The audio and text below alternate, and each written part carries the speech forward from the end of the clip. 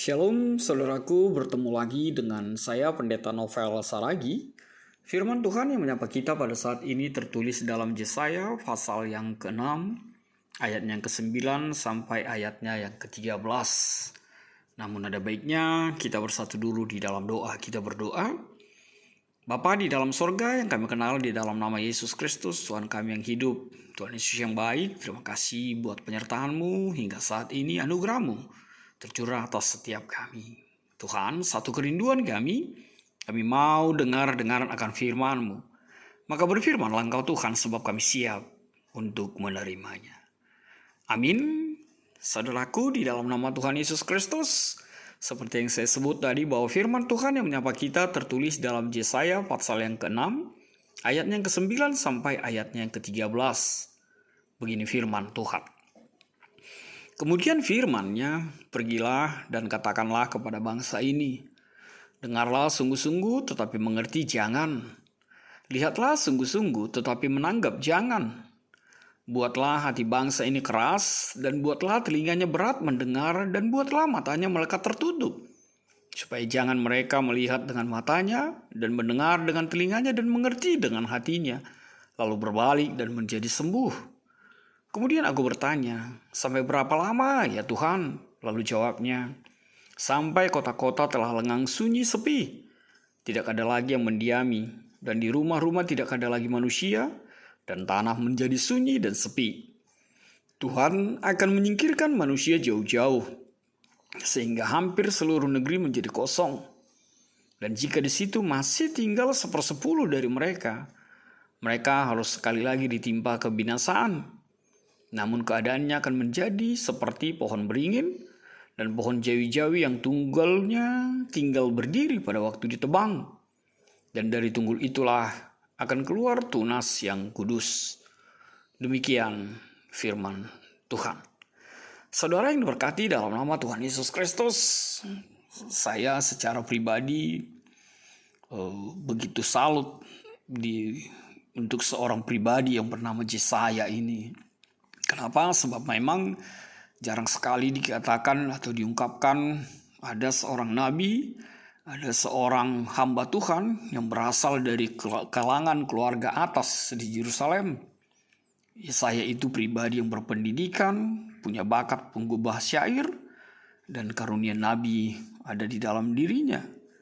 Bahkan Yesaya mengenal keluarga raja, bahkan dia bekerja, bahkan lebih luar biasa dia berani mengungkapkan kebenaran bahkan kepada pemerintah, kepada kerajaan, kepada raja pada saat itu.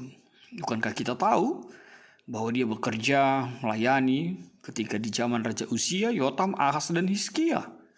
Dan kita tahu nama-nama raja itu adalah raja-raja yang beringas, begitu sadis. Dan kita memang sama-sama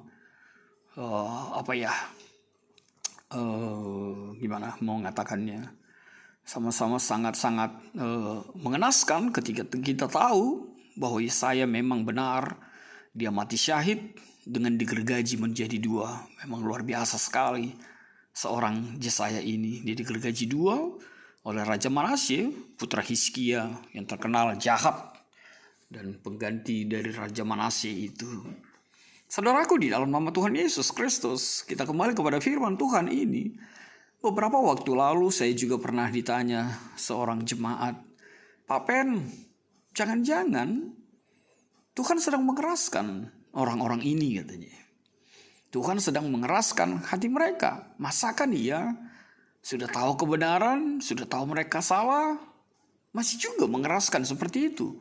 Apakah Tuhan mengeraskan hatinya?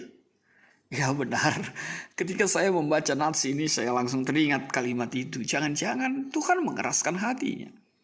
Dan benarlah bahwa firman Tuhan pada saat ini menyapa kita dengan sebuah kenyataan bahwa memang Tuhan mengeraskan hati bangsa Yehuda itu. Lihatlah apa yang tertulis di dalam firman Tuhan ini. Bahwa benar sekali Tuhan mengeraskan hati mereka. Dan saya semakin tergelitik ketika ternyata Yesaya juga tidak keberatan bangsa itu dikeraskan hatinya oleh Tuhan. Pasti menjadi pertanyaan bagi kita. Kenapa sih sampai seperti itu? Bahkan kenapa sih sepertinya Yesaya tidak membantah? Kalaupun ada bantahan, Yesaya hanya bertanya, berapa lama situasi itu Tuhan? Ini luar biasa sekali ini. Dan benar, memang Tuhan sangat marah sekali. Bukankah itu yang dikatakan di ayat-ayat atau di pasal-pasal sebelumnya? Bahkan lebih luar biasa ketika Tuhan mengatakan, hewan saja mengenal tuannya. Masakan ia bangsa ini tidak mengenal tuannya, tidak mengenal siapa Tuhan dalam kehidupannya. Bahkan lebih luar biasa lagi, ibadah mereka hanya sebagai sesuatu rutinitas tanpa makna. Yang ada hanya sebuah kemunafikan. Dan bahkan semakin parah ketika orang-orang itu tidak peduli lagi akan kehadiran Tuhan, tidak peduli lagi akan nama Tuhan dalam kehidupan mereka. Jadi benarlah firman Tuhan menyatakan bagi kita bahwa benar Tuhan sangat marah sekali. Maka saudaraku, benarlah apa yang dikatakan orang-orang beriman dalam kehidupan kita. Jangan tunggu sampai Tuhan marah. Kalau Tuhan sudah marah, maka selesailah. Kalau temanmu, sahabatmu marah, ya mungkin dia akan berubah dengan tindakan perubahan yang baik. Kalau sahabatmu marah, teman dekatmu marah, mungkin bisa membentak atau apapun itu. Tapi dengan sebuah perjalanan perubahan, ketika engkau berubah, dia pasti akan berubah menjadi tidak seperti itu lagi. Tapi sekali lagi ketika Tuhan marah, maka murka itu akan menjadi bahkan seperti apa yang dituliskan di dalam firman Tuhan ini. Bahkan Tuhan pun bisa semakin mengeraskan hatimu. Dan itu sangat-sangat menyedihkan menjadi sebagai pribadi manusia di tengah-tengah kehidupan kita. Bayangkan kalau Tuhan mengeraskan hati kita. Artinya apa? Tuhan tidak sayang lagi, Tuhan tidak suka lagi, Tuhan sudah jijik, Tuhan sudah segala-galanya. Bahkan lebih luar biasa. Apa istilah kita yang mengatakan, sudahlah, kalau mau hancur saja kau di situ. Kalau mau mati, sudah mati saja kau di situ. Itu bahasa siantar kali ya. Tapi begitulah yang mau dinyatakan dalam situasi ini. Bayangkan apa yang dikatakan di dalam ayat yang ke-9 itu. Katakanlah kepada bangsa ini, dengarlah sungguh-sungguh tetapi mengerti jangan. Bayangin sebuah sesuatu yang kontradiksi. Lihatlah sungguh-sungguh tetapi menanggap jangan. Buatlah hati bangsa ini keras dan buatlah telinganya berat mendengar. Dan buatlah matanya melekat tertutup. Ada mata tapi tidak bisa melihat. Supaya jangan mereka melihat dengan matanya, mendengar dengan telinganya, mengerti dengan hatinya. Artinya apa? Mereka punya telinga tidak bisa mendengar. Mereka punya hati tapi tidak punya kekuatan di dalam hatinya. Tidak punya perasaan. Semua dimatikan. Dan bahkan lebih parah. Tuhan dikatakan di dalam ayat yang ke-10 itu. Dengan mengatakan lalu berbalik dan menjadi sembuh. Tuhan tidak mau mereka berbalik. Tuhan tidak mau mereka berobat. Tidak mau bertobat. Apalagi menjadi sembuh. Marah sekali Tuhan itu. Dan saudaraku sekali lagi, jangan tunggu sampai Tuhan marah. Maka ketika kita masih diberkati dengan kehidupan ini, berbaliklah, tinggalkanlah kesalahanmu, kembalilah kepada Tuhan, dan sembuhlah. Sembuh dalam arti tidak larut dalam kebersalahan dan keberdosaanmu. Bayangkan Tuhan bilang, lalu berbalik dan menjadi sembuh. Itu sangat-sangat menyedihkan sekali. Sebagai bangsa, apalagi yang notabene adalah bangsa pilihan Tuhan. Lalu saudaraku, kita melihat apa yang terjadi. Ayat ke-11 dikatakan, kemudian aku bertanya, sampai berapa lama ya Tuhan? Ini yang saya sebut tadi. Bayangkan Yesaya pun tidak keberatan dengan hukuman itu. Artinya apa? Yesaya juga sudah jengkel, Yesaya juga sudah marah, Yesaya juga tidak keberatan ketika bangsa itu dihukum Tuhan dalam kehidupan mereka. Dia hanya bertanya sampai berapa lama ya Tuhan. Artinya apa? Yesaya mau bilang ya sudah hukumlah. Cuman berapa lama kan begitu. Artinya Yesaya setuju dengan hukuman itu. Lalu jawab Tuhan apa? Sampai kota-kota telah lengang, sunyi sepi, tidak ada lagi yang mendiami. Rumah-rumah tidak ada lagi manusia dan tanah menjadi sunyi dan sepi. Suasana yang sangat-sangat menggetirkan. Tuhan akan menyingkirkan manusia jauh-jauh sehingga hampir seluruh negeri menjadi kosong. Lihatlah situasi itu. Tuhan mau katakan sampai kapan? Sampai situasi itu, sampai suatu kota itu semakin tidak berarti, semakin tidak berharga, dan tidak punya makna di tengah-tengah kehidupan mereka. Dan kalaupun ada sebuah perubahan, firman Tuhan mengatakan di ayat yang ke-13. Dan jika di situ masih tinggal 1/10 dari mereka, mereka harus sekali lagi ditimpa kebinasaan. Sudah tinggal 1/10 pun, Tuhan katakan, Tuhan masih marah dan tetap menghukum mereka. Sekali lagi, mereka tetap ditimpa kebinasaan. Tapi lihat endingnya, firman Tuhan mengatakan, namun keadaannya akan seperti pohon beringin dan pohon jawi-jawi yang tunggulnya tinggal berdiri pada waktu ditebang. Dan dari tunggul itulah akan keluar tunas yang kudus. Benarlah, seperti itulah Tuhan kita. Selalu memang di tengah marahnya yang luar biasa, yang memuncak, kasihnya jauh melampaui itu semua. Ya mungkin kita juga punya hal-hal seperti itu dalam kehidupan kita.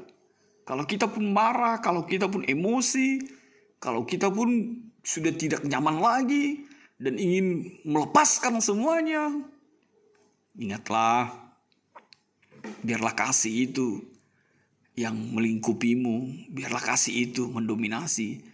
Jangan biarkan amarahmu berlanjut tanpa ada sebuah perubahan dalam kehidupanmu. Tuhan juga tahu orang yang marah, orang yang menyimpan amarah, orang yang selalu marah, itu pasti tidak nyaman di dalam hidupnya. Dia pasti tidak nyaman di dalam dirinya. Maka lihatlah apa yang dilakukan oleh Allahmu. Keadaannya seperti pohon beringin dan pohon jawi-jawi yang tunggulnya tinggal berdiri pada waktu ditebang. Dan dari tunggul itulah akan keluar tunas yang kudus. Tentu saja ingin menyorati tentang keberadaan seorang pembebas, Kristus Yesus, hadir di dalam kehidupan setiap mereka. Saudaraku, di dalam nama Tuhan Yesus Kristus, lalu apa yang kita lihat di dalam situasi ini? Kita melihat bahwa ada sebuah kekuatan yang luar biasa, bahwa ternyata Yesaya tidak sedikit pun gentar untuk menyampaikan pesan itu. Dia tidak menolak, dia bahkan melakukannya, dia bahkan melaksanakan apa yang Tuhan mau dinyatakan dalam kehidupan seorang Yesaya. Dia mengatakan, dia pergi dan melakukan apa yang Tuhan mau. Yesaya mengajar kita bahwa tetaplah berani menyuarakan kebenaran firman Tuhan itu. Bahkan ketika berhadapan dengan penguasa, bahkan ketika berhadapan dengan raja yang zalim, tetaplah menyuarakan kebenaran firman Tuhan dalam kehidupan kita. Saudaraku, di dalam nama Tuhan Yesus Kristus, firman Tuhan ini menjawab dan menjadi kekuatan bagi setiap kita di dalam sebuah refleksi apa yang mau disampaikan. Pekerjaan pelayan itu adalah menabur, menjala, menanam, menyiram, memupuk. Tapi ingatlah, pertumbuhan dan perubahan itu ada di dalam kuasa Tuhan, ada di dalam kuasa Roh Kudus. Maka tetaplah melayani, karena ukuran kesuksesan pelayananmu bukan soal hasil saja, tapi bagaimana keseriusanmu, kesungguhan hatimu untuk melayani Tuhan. Yang berikut, benar, mungkin engkau sendiri menegakkan atau menyatakan kebenaran firman Tuhan itu. Tak mengapa, jangan lemah, jangan mengundurkan diri, jangan mengeluh, apalagi selalu menangis dengan situasimu. Percayalah, Tuhan mau ubahkanmu, Tuhan mau membentukmu lebih dan lebih lagi. Tuhan mau mendewasakan lebih lagi imanmu, percayamu kepadanya. Sebab Tuhan akan pasti menyertai engkau ketika engkau tetap selalu hadir, menyuarakan, menghadirkan kerajaan Allah di tengah-tengah pelayananmu. Yang ketiga, yang berikut, lihatlah semuanya dengan waktu Tuhan. Pasti kita tidak akan merasa lama, pasti kita tidak akan merasa jenuh. Lihatlah semuanya dengan waktu Tuhan. Kalau Yesaya mengatakan berapa lama lagi, tapi firman Tuhan mau ngajar kita, hiduplah dalam waktu Tuhan. Maka itu akan menjadi kesempurnaan dalam kehidupanmu. Saudaraku, di dalam firman Tuhan Yesus, dalam kekasih, di dalam Tuhan Yesus, benar firman Tuhan ini mengajar kita dengan tema menjadi pengikut Kristus. Itu berat? Ya berat. Tuhan tahu itu juga berat. Tapi percayalah, ikut Yesus, menjadi murid Yesus, menjadi anak Tuhan, itulah segala-galanya dalam kehidupan ini. Melampaui apapun yang kau temukan di dalam dunia ini. Maka tetaplah menjadi pengikut Kristus yang setia. Aku ingin ikut di kau. Aku ingin ikut di kau dan mengabdi padamu. Terima kasih Tuhan Yesus. Amin. Kita bersatu dalam doa. Bapa di dalam surga, terima kasih Tuhan buat kebenaran firman-Mu. Biarlah firman-Mu menjadi kuat setiap kami. Kami menjadi pelaku-pelaku firman-Mu, tidak ada kemunafikan di dalamnya. Yang ada hanya mau ikut Tuhan, apapun yang menjadi konsekuensi, apapun yang menjadi resiko dalam hari-hari kehidupan kami. Dan kami tidak mau Tuhan marah. Kalau orang-orang sekitar kami mungkin bisa marah, dan itu bisa teratasi atau seperti apa situasinya. Tapi kami tahu kalau sampai Tuhan marah, maka segala sesuatu bisa terjadi di dalam kehidupan kami. Terima kasih Tuhan Yesus, sebuah perubahan anugerah-Mu terjadi atas setiap hidup kami. Ketika Engkau Tuhan hadir dengan Yesus di dalam kehidupan kami yang mengubahkan setiap kehidupan ini. Dalam kasih-Mu Tuhan Yesus kami berdoa dan mengucap syukur. Nyahkanlah virus corona, virus Omikron ini. Amin.